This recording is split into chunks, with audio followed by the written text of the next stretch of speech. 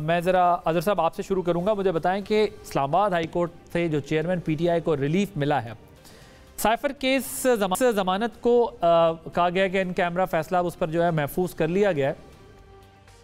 ये सिचुएशन इस वक्त हमारे सामने आ रही है, अडियाला मुंतकली की दरख्वास्त शुरू दिन से ही की जा रही थी, ये तमाम मामलात भी हो गए हैं। सो आप लोग किस तरह देख रहे हैं इस सारे मामले को? ये अच्छी डेवलपमेंट है आप लोगों के लिए? कोई इशारे हैं, क्या है? एक तो पहले मैं इमरान रियाज खान साहब की पूरी कौम को बाजियाबी मुबारक हो। शर्म से डूब मरना चाहिए उन लोगों का, उन सियासी कुव्वतों का कि जो इस मामले में खामोश बैठे रहे और फैसिलिटेटर के तौर पर किरदार। अभी भी जो हुआ है ना, यानी सरम जावेद वगैरह की अगर जमानतें हुई हैं, अगर 9 मई के हवाले से कराची में अगर कोई जमानतें हुई हैं, इमरान खान साहब तो थे, इनको शिफ्ट ही अडियाला जेल में किया गया था, और सॉरी अडियाला जेल में, वो तो जबरदस्ती हुकूमत ने शिफ्ट कर दिया अटक जेल में, और अटक जेल से यहाँ तक आने में आप अंदाजा लगाए को तकरीबन कुछ 55-56 दिन के करीब लग चुके हैं। तो ये एहसान कोई नहीं है, ये हमारा राइट था, लेकिन डिले जरूर हुआ है। इसके किसी वक्त कोई ना कोई इसका जिम्मेवार होगा। जो बात समझने वाली ये है कि इस मुल्क में जो इलेक्टोरल प्रोसेस है, जो इलेक्शन करवाने का प्रोसेस है ना, वो शुरू होना बहुत जरूरी है। ये तो बातें साथ साथ चल रही हैं। इमरान खान का तोशाखाना में केस कोई नहीं है, वो आपने देख लिया, जमानतें होंगे और बरी भी हो जाएंगे, लिख के रख लीजिएगा। साइबर के केस में भी केस कोई नहीं है। आज भी अगर देखा जाए जमानत का मैटर है, नीचे ट्रायल कोर्ट में जमानत बहस होती रही है। क्या कोई सिर्फ चंद जगहों के ऊपर जब कोई कागजात दिखाने थे, वो इन कैमरा प्रोसीडिंग का ये तो सारी की सारी प्रोसीडिंग इन कैमरा कहने की बात की है। ये भी समझ से बाहर। और अमूमन हमारे जज जो chief justice Islamabad high court है, वो अक्सर फैसले महफूज कर लेते हैं। और कई दफा साइफर के केस में भी जिस तरह डिले किया गया, इसमें भी ये केस है कोई नहीं, मेरिट पे आए, बैठकर बात करें। जो असल समझने वाली बात है वो ये है कि अभी चेस बोर्ड पे जो समझने वाली बात है वो ये है कि इस वक्त लंदन बैठकर लंदन प्लान क्या हो रहा है, और ये जो अब कुछ चीजें जोड़ी जा रही हैं, मोहम्मद अली दुरानी का कहा जा रहा है कि जनाब वो एस्टेब्लिशमेंट के साथ राब्ते में। मैं तो हैरान हूं कि कौन सा ऐसा बड़ा काम हो गया है कि जिससे कहा जाए कि एस्टेब्लिशमेंट ने बहुत बड़ा, यानी उनकी वजह से आप बहुत कह रहे हैं कि कोई डेवलपमेंट नहीं है, ये कोई किसी किस्म का जो है वो कोई हवाएं नहीं तब्दील हुई भी, ये एक रूटीन का मैटर था, उनको रिलीफ मिलना था, मेरिट पे वो रिलीफ मिला है, लेकिन ऐसी कोई एस्टेब्लिशमेंट के साथ या वैसे कोई आप लोगों को रिलीफ मिलने का ये इनिशिएटिव नहीं? ना, बिल्कुल नहीं है। उसकी सबूत ले लेना, सबूत कैसे लें? आपको पता है नवाज शरीफ साहब ने जब कहा, उन्होंने प्रेस कॉन्फ्रेंस की और उन्होंने बड़ा वादे तौर पर कहा जी मुझसे मैं लिख के देता हूं, चौथी दफा का वजीर आजम हूं। क्या कहना चाहते? क्या इमरान खान को गिराया इसलिए था कि नवाज शरीफ को लेके आना था? देखिए ना, फिर दूसरा तो जिन 2 बारों के बारे में, जनरल बाजवा के बारे में या जनरल फैज हमीद के बारे में, और फिर सिटिंग जज के एजाजुल हसन के बारे में जिस तरह की गुफ्तगू सुनेगी, उसका रिएक्शन देख लिया गया। बुलाया तो इन लोगों को गया ना। अब लोग कह रहे हैं, यानी मुझे वजाहत देने की जरूरत नहीं है, शहबाज शरीफ जैसे आए बाहर गए, फिर वो मलिक अहमद खान जो उस वक्त जनरल बाजवा के बहुत करीबी रिश्तेदारों मिठू के साथ आपको पता है ताल्लुक था, वो भी वहां पहुंचे हुए, फिर निगरान वज़ीर आज़म से मुलाकात की। तो बहुत से सवाल है, मैं बिटवीन द लाइन बातें कर रहा हूं कि ये समझने के लिए काफी है। तफसील से आपसे जो है वो बात करूंगा, बिटवीन द लाइन से निकाल के आपको जो है ना फ्रंट लाइन पे लेके आऊंगा, लेकिन मैं जरा प्रोग्राम अभी बिल्कुल स्टार्ट ही हुआ है। अज़मा साहबा, कोई how do you see this development आपके नज़दीक? वो जो अज़हर साहब कह रहे हैं भाई ये तो इन लोगों ने ज़्यादती की हुई थी, उनको जो है वो अटक में रख के, वरना तो अडियाला उन्होंने जाना था, ये उनका राइट था। आज जज साहब ने भी कहा कि जी कोई हक तलफी नहीं होनी चाहिए, एक्सरसाइज मशीन की दरख्वास्त भी दे दी गई है। आपके ख्याल में ये कोई रिलीफ उनको एक्स्ट्रा ऑर्डनरी मिलना शुरू हुआ है या उनका राइट था, क्या हुआ है? शुक्रिया आदिल। पहले तो मैं जो है वो 1-2 बातों को जरूर रिस्पॉन्ड करना चाहती हूँ। जो दूसरों को डूब के मरने का जो है वो मुकाम कह रहे हैं, ये खुद अपने गिरबान में झांक लें कि वो आज तक ये नहीं बता सके, खुल के जो बात नहीं कर सकते, वो हमारे ऊपर जो है वो कंधों पे रख के जो है वो गोलियां चला रहे हैं। ये उनके लिए शर्म का मुकाम होना चाहिए। मैं तो अभी भी थोड़े में जो है वो लिहाज रख रही हूँ और उस तरह से सख्त वर्ड इस्तेमाल नहीं करी जिस तरह के अजहर साहब ने किए हैं। सो ये इमरान रियाज हमारे पास तो नहीं था, फिर जिनके ये किसके पास था, कहाँ था, क्या था, फिर खुल के बात करें ना। इतना शौक है आपको बात करने का और मुल्क में आके बात करें, फिर बात तो ये है। दूसरी बात ये है कि अजहर साहब जो है वो तो बहुत दिनों से रिहा भी करा चुके हैं इमरान खान को, इनकी बहुत सारी ट्वीट्स भी ऑन रिकॉर्ड मौजूद हैं जिसके ऊपर इमरान खान को बस आज रिहाई भी मिल गई, वो सब कुछ हो गया, तो बहुत अरसे से कह रहे हैं। तो वो जो है वो तो दायरा इनके कहने से तो होगा नहीं, लेकिन जो है वो दूसरों को वो जो है वो ये बता रहे हैं कि केस कैसे, खुद कभी आज तक इमरान खान की पूरी जो टीम है वकीलों वाली जो अब है उसमें से या जो पहले भी थी, कभी मेरिट पे केस लड़ा है? तोशा खाना भी टेक्निकल ग्राउंड्स पर लड़ते रहे, स्टे मांगते रहे, इधर भागते रहे, उधर भागते रहे, फर्दर जुर्म से भागो, लोगों को लेके आओ, पेट्रोल बम गिराओ, ये करो, ये सब कुछ करते रहे। कभी आज तक मेरिट पे केस लड़ा है? क्योंकि मेरिट के ऊपर केस लड़ना इनके पास की बात ही नहीं है। ये जिनको बैठ के स्टूपिड स्टेटमेंट्स देना ना, ये भी कोई केस नहीं है, वो भी कोई केस नहीं है, तो वो नहीं होगा। लेकिन वो केस नहीं था जो अगर इस मुल्क ने ये भी देखा है कि 3 दफा के इलेक्टेड प्राइम मिनिस्टर को जो है वो बेटे से ख्याली तनख्वाह लेने पर जो है वो घर भेज दिया गया था। तो यहाँ तो मौसूफ ने जो है 9 मई उनसे करवाया नहीं है, उन्होंने खुद करवाया है।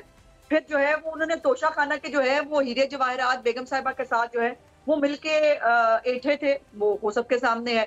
मियां नवाज शरीफ के ऊपर तो जो है ये तमाम तर कोशिश करके उनके वालिद साहब के जमाने का केस निकाल के लेके और कहा कि जी ये जो है इसके ऊपर साबित करे, पनामा में नाम तो नहीं था नवाज शरीफ साहब का। अब आ जाते हैं दूसरी बात कि जो आपने पूछा, देखिए मुझे नहीं मालूम, बात तो बहुत एनआरओ की हो रही है, मुझे छोड़े, मैं क्या कहती हूँ। जो बड़े सुर्खेल हैं इमरान खान की जो पूरी पार्टी के तर्जुमान है साथियों की शक्ल में, वो मोहित पीरजादा हो, वो जो है वो समी इब्राहिम हो, और इकरारुल हसन ने भी जो है वो ट्वीट किया है कि ठंडी हवाएं आने शुरू हो गई हैं और बस जो है वो सब ठीक होने वाला है।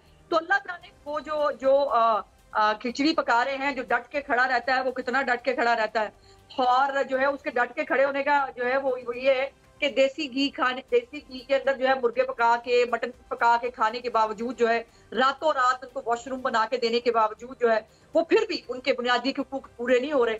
और अब उनके बुनियादी हकूक जो है वो अडियाला के नहीं, बट वो ये कह रहे हैं ना कि अडियाला उन्हें चले जाना था, 55 दिन इन्होंने अटक में रखा उनको, तो इन्होंने रखा, वरना अडियाला चले जाते वो तो उनका दौर नहीं। हमारे दौर में तो हुआ ही नहीं है भाई, क्या बात कर रहे हो। ये जो है ये अटक जेल में निगरान हुकूमत के दौर में हुए थे, हमारे दौर में नहीं हुए। तो बराए मेहरबानी ये हम पे ना डाला जाए, पहली बात। दूसरी बात ये है कि यही तो प्रॉब्लम है कि जो है वो बात जो करने का शौक बहुत है लेकिन बात की नहीं जाती। सो इसलिए जो है वो हम तो फिर खुल के कहते थे ना, जो बात थी हम तो कहते थे, हम तो आज भी कहते हैं कि और दूसरा ये जो बयानिया की आपने बात की, कतई तौर पर बयानिया कोई किसी को बता नहीं सकता, और खास तौर पर लीडरशिप को तो कोई नहीं बता सकता। लीडरशिप बयानिया देती है जो हम सब फॉलो करते हैं, और मियां साहब जो है वो यकीनन बयानिया देंगे हमें 21 अक्टूबर की तारीख में। और बहुत से बेचारे जो है वो हाथ, मैं आता हूं ना अभी जरा बयानिए वाली बात पे मैंने आगे डिस्कशन करनी है। पहले मैं जरा ये मुद्दा हल करना चाह रहा हूं कि रिलीफ का सीजन है कि नहीं है। बहुत सारे लोगों की नींद उड़ी हुई है, बहुत सारे लोग परेशान हैं कि मियां साहब नहीं आ रहे, तो वो कुछ दिन आराम से सो ले सुकून से। लेकिन इंशाल्लाह ताला अल्लाह पाक ने खैर और करम रखा तो 21 अक्टूबर को ये सारे जो है ये मियां नवाज शरीफ का बयानिया भी सुनेंगे और तकरीर भी सुनेंगे मीनारे पाकिस्तान पे। तो अजहर साहब, एक तो ये आपने सुन लिया, वो कह रही हैं कि बयानिया भी सुनेंगे, तकरीर भी सुनेंगे, खातिर जमा रखें, रेस्ट वेस्ट कर लें प्रॉपर। आप भी अक्टूबर में आ रहे हैं, मियां साहब भी अक्टूबर में आ रहे हैं। अब मुझे ये बताएं कि जो ये बात कर रही हैं वो कह रही हैं कि देखें ये तो इंटरिम गवर्नमेंट के दौर में हुआ ना, हमारे दौर में तो ये नहीं हुआ, आप हम पे ना डालें। और दूसरा ये कि वो शक तो कर रही हैं अज़मा साहिबा भी कि कोई ना कोई मामला शायद चल रहा है पीछे, जो ठंडी हवाओं का पैगाम जो है वो नज़र आ रहा है। और मुझे जरा बताएं, ये जो दुरानी साहब की मुलाकात भी हुई है पीटीआई के रहनुमाओं से, प्रेसिडेंट से, इसके पीछे कुछ ना कुछ तो होगा ना?